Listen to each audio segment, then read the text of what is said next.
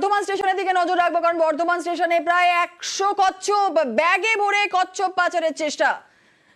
আপনাদের আরো একবার জানিয়ে রাখি, বর্ধমান স্টেশনে প্রায় 100 কচ্ছপ উদ্ধার, একটি ব্যাগ, সেই ব্যাগে ভরেই কচ্ছপ পাচারের চেষ্টা হচ্ছিল, এমনটাই জানা যাচ্ছে। আরো বিস্তারিত জেনে নেব, শরদিন্দু আমাদের সঙ্গে রয়েছে, আরো বিস্তারিত বলবে শরদিন্দু। দেখো, বর্ধমান স্টেশনে ডাউন চম্বল এক্সপ্রেস থেকে এই কচ্ছপগুলি উদ্ধার করা হয়েছে এবং এই ট্রেনটি যখন 5 নম্বর প্ল্যাটফর্মে আসে তখনই আরপিএফ তল্লাশি চালায় এবং তখনই জেনারেল কম্পার্টমেন্ট থেকে এই কচ্ছপগুলি উদ্ধার করা হয়।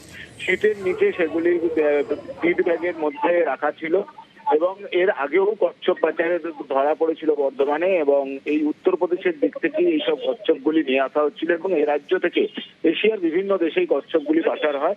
সেই সব কচ্ছপগুলি উদ্ধার করে, যেহেতু সেগুলো জীবিত আছে তাই বন্য প্রাণ আইন মেনে সেগুলি বর্ধমান বন দপ্তরের হাতে তুলে দেওয়া হয়েছে। বর্ধমান বন দপ্তর সেগুলি স্বাস্থ্য পরীক্ষা করে আবার বিভিন্ন জলাশয়ে ছেড়ে দেবে।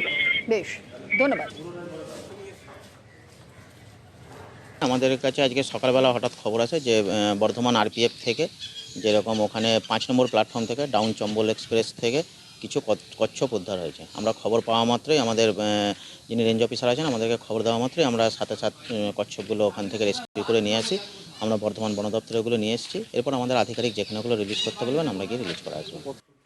বর্ধমান স্টেশনে প্রায় 100 কচ্ছপ ব্যাগে ভরে কচ্ছপ পাচারের চেষ্টা হচ্ছিল। 3টি ব্যাগ থেকে 98টি কচ্ছপ উদ্ধার হয়েছে। ডাউন চম্বল এক্সপ্রেস থেকে উদ্ধার হয়েছে এই 98 কচ্ছপ। আপনাদের জানিয়ে রাখি যে ইতিমধ্যে এই কচ্ছপগুলি বন দপ্তরের হাতে তুলেও দেওয়া হয়েছে।